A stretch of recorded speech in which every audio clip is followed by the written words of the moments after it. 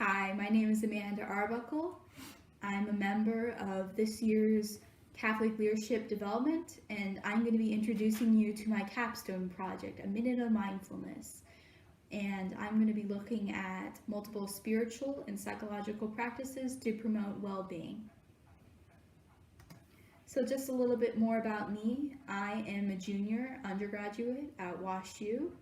I am studying cognitive neuroscience and English with a minor in religious studies, and I'm involved in the Catholic Student Center, of course, through Catholic Leadership Development, as a member of Gracia Plena, the Catholic Women's Group, as a young Catholic scholar, and also as a core group leader. I lead Bible study.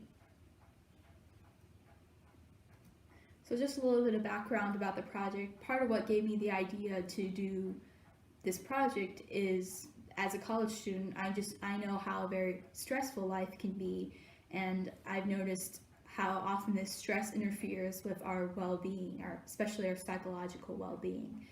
So I wanted to create a project that would help improve this psychological well-being within the CSC community, especially within the students themselves. So working with my mentor, Don Eggleston, we came up with an idea for this project. And basically in this project, I would be creating a weekly column that would be within the Newman News each week. And it would be walking the community members through a different psychological or spiritual practice to promote their well-being. And the idea was that this project would be designed for people who didn't really have time to take a whole class on mindfulness, but who really wanted to take small steps toward improving their well-being. So as I was developing this project, I wanted to keep in mind our leadership values, especially discernment, authenticity, and integrity, and courage. And definitely this project, I feel like, incorporates these values. It's especially authenticity, because I'm relying on my strengths as a person to develop this project. I'm an English major. I have a lot of background in writing, and as a cognitive neuroscience major, I've come into contact with a lot of the practices I put forth in my column. So relying on my strengths to do that, and also courage to be able to put my column out there, and hopefully it would be accepted by the community. So one of the themes I focus on in my column is the idea of prayer. And theologically, we're told that prayer is a great practice because it furthers our relationship with God and strengthens our connection to Him. But it also can have some wonderful psychological well-being, because it can basically allow us to focus more in the present moment and reduce a tendency we have called mind wandering. And one of the practices that I introduced in my column was this idea of the sacramental pause. And this is a type of centering prayer that basically refocuses our attention on the present moment. So as part of my project, I collaborated with Gracia Plena and another CLD member, Mary Grace Gorman, and I introduced the sacramental pause on our retreat. And I got some really good feedback after the experience. The retreatants, they thought this was a really nice prayer, especially for someone who's really busy and doesn't have a lot of time to set aside for prayer. It gives you a nice, relaxing moment in the day. Another thing that I really enjoyed on the Gracia Plena retreat that really incorporates this idea of mindfulness is we did a yoga activity. And what's really great about yoga is it utilizes some of the same things as the sacramental pause. It relies on focusing on the present moment, and it, like I said earlier, it reduces this tendency to mind wander or worry about things in the future and the past. So what is this tendency to mind wander? So mind wandering is a phenomenon you see with increased activity in the default mode network of the brain, as you can see here. And it's just this automatic tendency for our brain to wander away from what we're doing in the present moment. And as we talked about in positive psychology, Dr. Bono's course, it really can lead to increased unhappiness in people. So another prayer I talked about in my column is called Lectio Divina.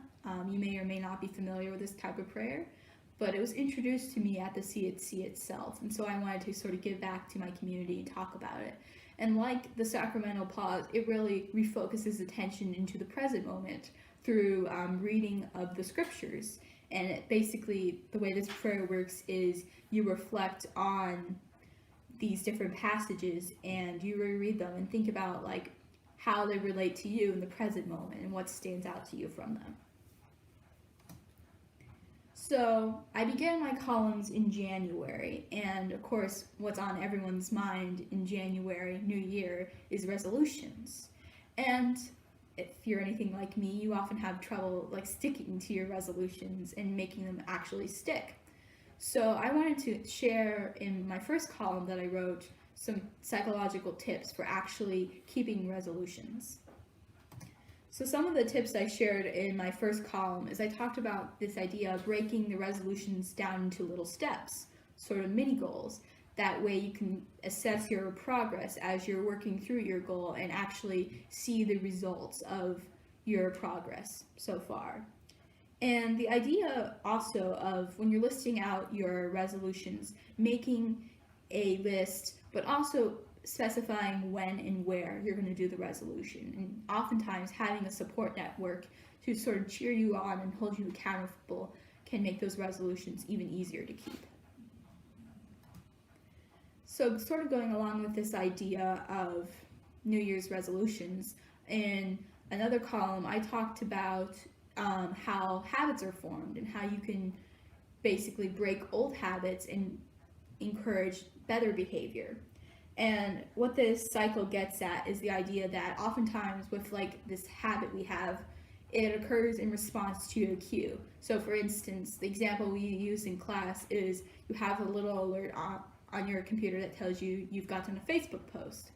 And of course the cue prompts the behavior, so you go onto Facebook for instance and spend X number of hours there, and then you derive some sort of pleasure from it, at least in the moment, even if you regret the amount of time you spent on it later. And that's what the reward is. And that reward promotes you to continue with that behavior. So part of helping to break these habits is either like removing yourself from the cue that prompts that behavior, or even using that cue to prompt a better behavior. So you see a flash on Facebook, you decide, okay, it's time to take a walk instead. So this is just a diagram showing how dopamine release in response to anticipation of a reward, so right here. And it's also showing where dopamine is being produced in the brain itself. So another practice I wanted to talk about in my column is the idea of practicing gratitude. And that can be really hard for a lot of us, and I know oftentimes I struggle with it just because I'll have a busy day ahead of me and I think to myself, I don't really have time for that. But in my column I talked about the importance of gratitude for happiness, and I introduced this idea of keeping a gratitude journal, which sort of like our centering prayer we talked about, it forces you to think in the present moment and to reflect on experiences you've had throughout the day that were positive or like learning moments for you. And it's just a conscious amount of time that you're setting aside to do this practice. So within my column, I also wanted to incorporate the spiritual season in my writing. And of course, my column coincided with Lent, and the three aspects of Lent that the Catholic Church promotes are this idea of fasting and almsgiving, as well as prayer. And we've talked a lot about prayer recently, so I just want to bring you into the other two I talked about in my column. So first off, the idea of fasting. Of course, in the Catholic Church, we believe that fasting is important because it basically strips away adornment and helps us to reestablish, refocus on our relationship with God. And there is evidence too that abstaining from something such as chocolate actually increases our enjoyment of that thing later on if we decide to incorporate it back into our life.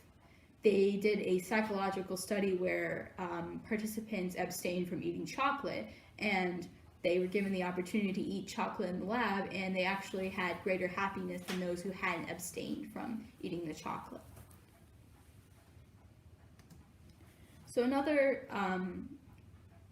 component of Lent I talked about in my column is this idea of almsgiving. And in my positive psychology course, we talked about this idea of pro-social spending. And they've done a lot of wonderful studies. And first off, people who engage in more pro-social behaviors, such as giving to charities or volunteering, they report greater subjective well-being or happiness. And they've also found that if you engage in pro-social behavior, you often feel like you have more time in the day. So that's another benefit that's been found from psychology. So I just want to conclude, I know especially with the coronavirus and the pandemic that's going on, it can be really hard to keep up with the faith and to keep up with prayer.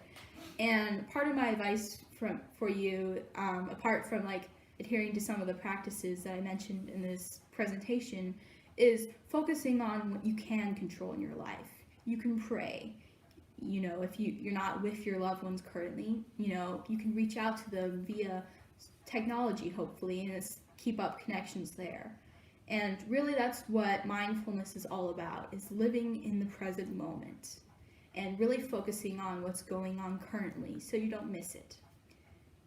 And just to conclude, thank you so much for listening to my presentation. I just want to give a special thanks out to Sister Mary Alice and Michelle Miller, our CLD leaders, for all the work and all the time they put into developing this wonderful program.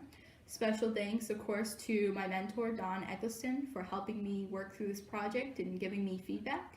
Special thanks, of course, to my fellow CLD members, especially Mary Grace Gorman, for helping me put my sacramental pause to the test in her retreat. Also, I want to thank all the CLD leaders and guest speakers who came and helped us understand what it means to be a leader. I want to thank Dr. Bono for allowing me to interview him and to incorporate the class material into my columns. And I want to thank all the retreatants, of course, who participated in our sacramental pause during the retreat. And thank you so much for listening to my presentation. Have a great day.